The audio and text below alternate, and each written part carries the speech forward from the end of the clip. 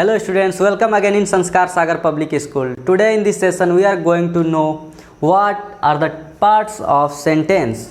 बच्चों आज हम देखने वाले हैं कि सेंटेंस का पार्ट क्या होता है। पिछले सेशन में हमने ये सीखा था कि सेंटेंस क्या होता है, कैसे कैसे मिलकर सेंटेंस बनता है।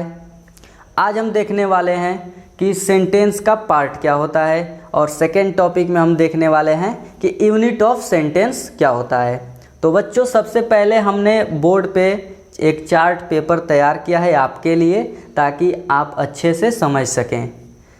There are two part of sentence. First one is subject, second predicate. दो पार्ट हमने दिखाया है यहाँ पे कि पार्ट ऑफ सेंटेंस दो होते हैं, सब्जेक्ट होता है और प्रेडिकेट होता है। बच्चों सब्जेक्ट किसको कहते हैं ये भी मैं पिछले सेशन में डिस्कस कर चुका हूँ, बट फिर भी एक बार हम देखेंगे क्योंकि हमको यहाँ पे ज़रूरत पड़ेगी एग्जाम्पल को समझने में, तो इसलिए हम एक बार और डेफिनेशन इसका लिखे हैं। और प्रेडिकेट क्या होता है, ठीक है। सब्जेक्ट पे आते हैं। नाउन और pronoun for which whole sentence has come. ये कह रहा है कि नाउन या प्रोनाउन जिसके लिए पूरा सेंटेंस आया है, यानी कि जो सेंटेंस हम लिखने वाले हैं उसमें नाउन होगा या फिर प्रोनाउन होगा जिसके लिए वो पूरा सेंटेंस बनता है।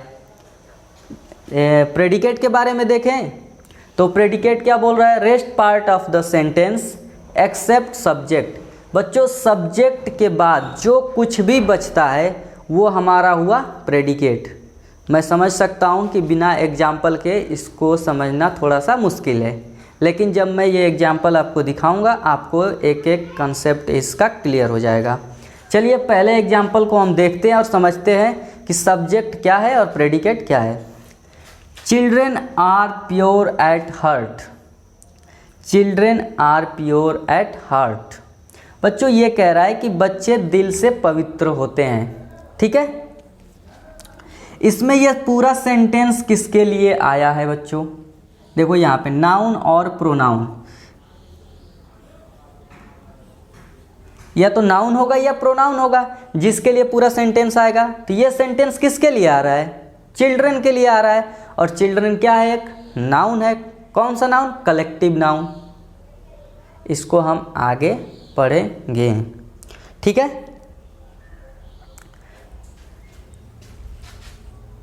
तो यहाँ पे हम लिख देंगे बच्चों, ये हमारा बन गया सब्जेक्ट। एस से मैं सब्जेक्ट दिखा रहा हूँ और इसको मैं बोल दूंगा जो बच रहा है उसको क्या बोलना है हमको, प्रेडिकेट। पी से प्रेडिकेट, एस से सब्जेक्ट। जो बच गया सब्जेक्ट के बाद वो हमारा प्रेडिकेट। अब इसमें देखो, Rashi and Shweta are planning to go for a trip. Rashi और श्वेता एक ट्रिप पे जाने के लिए प्लानिंग कर रही हैं। तो इसमें ये पूरा सेंटेंस किसके लिए आया है बच्चों, राशि एंड श्वेता के लिए। और ये क्या है, नाउन है। राशि एक नाउन है, श्वेता एक नाउन है। ये किसी का नेम है इसलिए हम इसको प्रॉपर नाउन कहते हैं। ये हम नेक्स्ट चैप्टर में पढ़ेंगे। तो हमारा यहाँ पे बन रहा है सब्जेक्ट। ये अब मैंने क्या डेफिनेशन में लिखा है, प्रेडिकेट। सब्जेक्ट के बाद जो कुछ भी बच जाए उसको हम बोलते हैं प्रेडिकेट। तीसरे एग्जाम्पल पे हम देखते हैं और समझते हैं सब्जेक्ट प्रेडिकेट क्या होता है। My mother and I went out for shopping. बच्चों सबसे आसान तरीका है सब्जेक्ट पता करने का। ये पता करो कि ये सेंटेंस किसके बारे में है, मतलब क्यों लिखा गया, किसके बारे में लिखा गया। तो ये सेंटेंस किसके बारे में जिक्र कर रहा है, माई मदर एंड आई, मेरी माँ और मेरे बारे में जिक्र कर रहा है। तो ये करेंगे यहाँ पे, सब्जेक्ट हमारा हो जाएगा एस, और जो कुछ भी हमारा सब्जेक्ट के बाद बचता है हम उसको बोलते हैं predicate. You are a laborious boy. तुम एक कठिन परिश्रम करने वाले लड़के हो, ठीक है। तो यहाँ पे सब्जेक्ट क्या होगा, यहाँ पे बात कर रहे हैं तुम्हारी तो बोलेंगे यू। जब तुम्हारी बात कर रहे हैं ना यहाँ पे यू, तुम एक कठिन परिश्रम करने वाले लड़के हो, मतलब मैं तुमको कह रहा हूँ ये बात। तो ये सेंटेंस किसके लिए आया, तुम्हारे लिए आया। तो यहाँ पे सब्जेक्ट कौन होगा, तुम होगे। तो मैं लिखूंगा यहाँ पे सब्जेक्ट एस, और प्रेडिकेट जो बच गया वो हमारा हुआ प्रेडिकेट। अब चलते हैं लास्ट एग्जाम्पल इस टॉपिक का, हम समझते हैं कि सब्जेक्ट प्रेडिकेट कैसे पता करेंगे। The bulb in my balcony has been fused. जो बल्ब मेरे बालकनी में लगा हुआ था वो फ्यूज हो चुका है। ठीक है, तो यहाँ पे किसके बारे में ये सेंटेंस आया? बल्ब के बारे में आया, तो ये हमारा हो जाएगा सब्जेक्ट। ठीक है, बल्ब के बारे में जिक्र हो रहा है इस सेंटेंस में, तो जिसके बारे में हम बात कर रहे हैं वो हमारा हुआ सब्जेक्ट। अब जो बच गया बच्चों उसको हम बोलेंगे प्रेडिकेट। तो हमने इतना समझा कि सब्जेक्ट क्या होता है, प्रेडिकेट क्या होता है। अब हम नेक्स्ट टॉपिक पे ये पढ़ने वाले हैं बच्चों कि यूनिट ऑफ सेंटेंस क्या है। यूनिट ऑफ सेंटेंस यानी कि वर्ड, फ्रेज एंड क्लॉज। तो चलिए आप इसको अपने कॉपी पे पहले नोट करिए, अच्छे से हैंड राइटिंग में इसको लिखिए, फिर हम नेक्स्ट टॉपिक पे आ रहे हैं।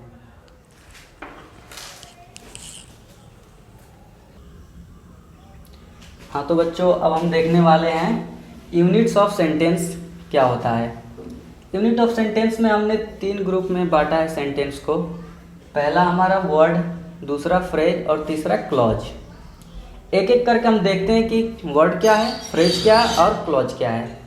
हमने ये सब एक साथ इसलिए लिख लिया क्योंकि अगर हम पढ़ाते उस टाइम अगर इसको हम लिखते तो बहुत ज़्यादा समय लग जाता है इस लेक्चर को पूरा करने में। ठीक है, इसलिए हमने पहले लिख लिया ताकि आपको अच्छे समझ में आ जाए और कम से कम समय में ज़्यादा से ज़्यादा चीज़ें हम लोग कवर कर सकें। तो हम देखने वाले हैं कि वर्ड क्या होता है। जैसा कि मैंने डेफिनेशन में लिखा है कि वर्ड क्या है, ग्रुप ऑफ लेटर्स। जब हम लेटर्स को एक साथ ग्रुप में कंबाइन करते हैं विथ मीनिंग, उनका कोई मीनिंग निकले, group of letters with meaning, उनका जब कोई मीनिंग निकलने लगे तब हम बोलते हैं कि हाँ अब हमने एक वर्ड बना लिया है। एग्जाम्पल के तौर पे बच्चों देख सकते हो BOY, बॉय। बॉय मीन्स लड़का, ये तुम जानते हो, तो इसका एक मीनिंग निकल रहा है और ये ग्रुप ऑफ लेटर्स है, इसलिए हम इसको कह सकते हैं कि ये हमने बनाया वर्ड। दूसरा देख सकते हो गर्ल, गर्ल मीन्स लड़की, ये भी ग्रुप ऑफ लेटर्स है और हम इसका मीनिंग जानते हैं, ये भी हमारा वर्ड। तीसरा हो गया मदर, मदर मीन्स माता, ये भी हमारा ग्रुप ऑफ लेटर्स है और एक मीनिंग निकल रहा है इससे, हमारा वर्ड बन गया। पेरेंट्स, इसमें भी देखो कितने ग्रुप ऑफ लेटर्स एक साथ मिल के आए तब जाके एक हमको वर्ड का फॉर्मेशन हुआ है और इसका मीनिंग क्या होता है बच्चों, माता पिता।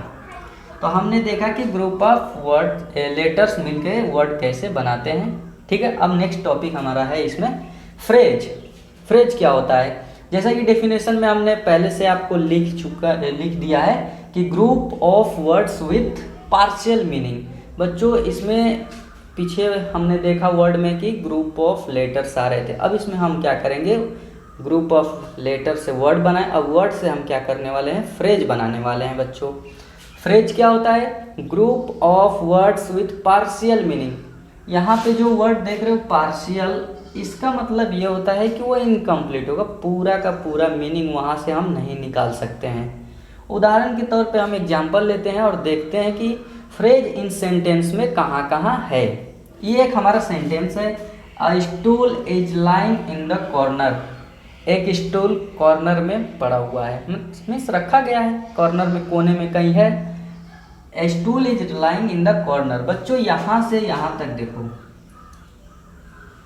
हम इसको बोलेंगे क्या है ये, इस सेंटेंस बच्चों ये रहा हमारा फ्रेज। इसका मीनिंग क्या निकल रहा है देखोगे तो इन द कॉर्नर का मीनिंग निकला कोने में। बच्चों ये क्या कंप्लीट मीनिंग हुआ, कोने में अगर हम बोले कोने में किसी से, तो ये कंप्लीट मीनिंग तो दिख नहीं रहा है। इसको पूरा करने के लिए जब पूरा सेंटेंस आया और पढ़ोगे तब लगेगा कि कोने में क्यों यूज हुआ इस सेंटेंस में। ठीक है, तो यहाँ पे हमारा फ्रेज है इन the corner. My bed is made of would. मेरा जो बेड है वो लकड़ी का बना है। बच्चों यहाँ पे मेड ऑफ, ये हमारा जो देख रहे हो ये हमारा हुआ फ्रेज। यहाँ पे देखो ये ग्रुप ऑफ वर्ड्स है और पार्शियल मीनिंग देगा। मेड ऑफ बना हुआ है, मेड ऑफ बना हुआ है, इसका मतलब क्या हुआ, बिना ये सब वर्ड्स के आए ये कंप्लीट सेंस तो दे नहीं पाएगा। तो हम यहाँ कहेंगे कि ये हमारा फ्रेज हुआ। My principal admires my honesty and sincerity. बच्चों यहाँ पे देखो ऑनेस्टी और सिंसियरिटी, मेरे जो प्रिंसिपल है वो मेरे ऑनेस्टी और सिंसियरिटी को क्या करते हैं, प्रशंसा करते हैं। तो ऑनेस्टी एंड सिंसियरिटी यहाँ पे क्या हुआ बच्चों, हमारा फ्रेज। यहाँ पे भी क्या देख रहे हो, पार्शियल मीनिंग दे रहा है, ऑनेस्टी एंड सिंसियरिटी, ऑनेस्टी और सिंसियरिटी। यहाँ पे हमको कंप्लीट मीनिंग नहीं निकल रही है। तो देखा हमने 2-3 एग्जाम्पल से कि फ्रेज क्या होता है और सेंटेंस में कैसे हम उसको पता करेंगे। अब देखते हैं बच्चों तीसरा जो हमारा सब हेडिंग है इसका पार्ट ऑफ सेंटेंस का, जो हमने लिखा हुआ है unit of sentence, sorry units of sentence का, वो है क्लॉज। क्लॉज क्या होता है, part of sentence having its own subject and finite verb. बच्चों ये सेंटेंस का ही हिस्सा होता है जिसका खुद का सब्जेक्ट होगा और प्रेडिकेट होगा। जैसे अगर हमारी बॉडी एक पूरी की पूरी सेंटेंस है तो क्लॉज क्या होगा, एक हिस्सा होगा जिसका खुद का सब्जेक्ट और प्रेडिकेट होगा। मतलब ये हाथ ले लिए तो ये हाथ क्या हमारा एक हमारे शरीर का ही हिस्सा है, ऐसे ही ये क्लॉज क्या है, सेंटेंस रूपी बॉडी का एक हिस्सा है। समझ गए। अब देखो इसमें बोल रहा है कि सब्जेक्ट इसमें होगा और फाइनाइट वर्ब होगा। बच्चों वर्ब जब हम चैप्टर पढ़ेंगे तो वहाँ ये समझेंगे कि फाइनाइट वर्ब होता क्या है, बट इन शॉर्ट हम ये कह सकते हैं ऐसा वर्ब जो सेंटेंस और उस टेंस और उसके जो सब्जेक्ट आया है उसमें उसके नंबर के अकॉर्डिंग चेंज हो जाता है। जैसे अगर मैं लिखूं कि I am going to market, बच्चों यहाँ पे जो गो हमारा मेन वर्ब है यहाँ पे गोइंग लिखा हुआ है, लेकिन अगर मैं ये कह दूं कि आई वेंट मार्केट, मैं बाजार गया था, तो देखो इसमें मैं अभी क्या लिख रहा था, गोइंग लिख रहा था। अभी हमारा गो का सेकेंड फॉर्म लग गया वेंट, मतलब टेंस जैसे ही चेंज हो रहा है गो वेंट में बदल गया, मतलब इसका चेंज हो रहा है टेंस के अकॉर्डिंग, इसका फॉर्म चेंज हो गया। लेकिन अगर ऐसा नहीं होता तो हम कहते कि वो फाइनाइट वर्ब नहीं है, अगर हो जाए तो वो फाइनाइट वर्ब है। ठीक है। अब देखो एवरीबॉडी नोज, सब लोग जानते हैं। यहाँ से देखो सब्जेक्ट हमारा हुआ एवरीबॉडी, सब्जेक्ट मैंने पढ़ाया पिछले यहाँ पे पार्ट्स ऑफ सेंटेंस में कि सब्जेक्ट क्या होता है जिसके लिए वो सेंटेंस आए। तो यहाँ पे क्लॉज में देखो एवरीबॉडी, सब लोग, नोज मीन्स जानना, नो क्या हमारा एक फाइनाइट वर्ब है और ये क्या हुआ, सब्जेक्ट हुआ और ये क्या हुआ, वर्ब। बच्चों जैसे ही सब्जेक्ट और वर्ब हमको मिले हम कह देंगे कि ये एक क्लॉज बन गया, क्योंकि ये पूरा का पूरा सेंटेंस है उसका ये हिस्सा है। यहाँ पे देखो हु इज महात्मा गांधी, यहाँ पे बच्चों देख सकते हो कि महात्मा गांधी हमारा एक नाम दिख रहा हो सब्जेक्ट, और यहाँ पे इज हमारा वर्ब। हम कह देंगे यहाँ पे कि ये हमारा सब्जेक्ट दिख रहा है, ये हमारा वर्ब दिख रहा है। जैसे ही सब्जेक्ट और वर्ब आया ये हमारा क्लॉज बन जाएगा। I do not know the time, मुझे समय नहीं पता है, when I get up in the morning, मैं सुबह में कब उठता हूँ। अब देख रहे हो I do not know the time, इसमें देखो यहाँ तक बस केवल हम देख रहे हैं यहाँ पे आई हमारा कैसे वर्क कर रहा है, सब्जेक्ट की तरफ वर्क कर रहा है। ये सेंटेंस जो देख रहे हो ये मेरे लिए है, आई डू नॉट नो। बच्चों यहाँ पे हमको वर्ब भी दिख रहा है। ठीक है। तो जैसे ही सब्जेक्ट और वर्ब हमको मिलेगा वो एक क्लॉज बन जाएगा। दो चीज़ें पता करनी है किसी भी क्लॉज में, सब्जेक्ट और मेन वर्ब उसमें है कि नहीं, यानी कि finite verb, main verb sorry finite verb. अब देखो when I get up in the morning, इसको देखो यहाँ से पढ़ना चालू करो, फिर यहाँ पे आई आ रहा है और गेट अप वर्ब आ गया। यहाँ से जब आप पढ़ना चालू करोगे तो आई फिर यहाँ सब्जेक्ट बन रहा है और यहाँ पे देख रहे हो कि ये जो तुम देख रहे हो ये वर्ब बन गया। तो जैसे ही यहाँ सब्जेक्ट और यहाँ वर्ब मिला फिर हमारा एक क्लॉज, तो यहाँ एक क्लॉज ये, दूसरा क्लॉज ये, यहाँ पे एक क्लॉज ये, दूसरा क्लॉज ये। अब पढ़ते हैं बच्चों तीसरा एग्जाम्पल और अब सेशन का last example. It is well known, ये अच्छे से पता है, that the sun rises in the east, कि सूर्य पूरब में उगता है। इट इज वेल नोन, बच्चों यहाँ पे देखो इट इज वेल नोन, यहाँ देखोगे तो इट हमारा क्या हुआ बच्चों, सब्जेक्ट। यहाँ पे देखो ये नो, ये हमारा हुआ वर्ब। तो सब्जेक्ट और वर्ब जैसे ही मिला है हमारा बन गया ये क्लॉज। यहाँ पढ़ो, the sun rises in the east, ठीक है। तो ये देख रहे हो ना, ये हमारा हो गया यहाँ पे सब्जेक्ट। यहाँ से बस पढ़ना है हमको, the sun rises in the east, ये हो गया हमारा सब्जेक्ट। राइज का यस ये यस फॉर्म आया है, तो ये होता है हमारा वर्ब। राइज मीन्स उगना, उदय, ठीक है। तो the sun rises in the east, ये हमारा सब्जेक्ट, ये हमारा वर्ब, दोनों मिलके बनाए क्लॉज। तो यहाँ पे भी एक क्लॉज, ये यहाँ पे एक क्लॉज, ये दो क्लॉज, ठीक है बच्चों। तो आज के सेशन में हमने दो टॉपिक देखा। पहला टॉपिक था हमारा पार्ट ऑफ सेंटेंस और दूसरा टॉपिक था बच्चों यूनिट ऑफ सेंटेंस।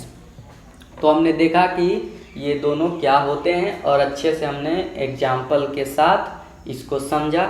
और मैंने जो भी एग्जाम्पल इसमें डिस्कस किया है वो आपके बुक से लिया गया है, आपके एक्सरसाइज से लिया गया है, ताकि आप जब खुद रिवीजन के लिए अपनी बुक पढ़ें या फिर इसको अगर आप नोट करते हो तो आपको बुक पढ़ने की ज़्यादा ज़रूरत नहीं है।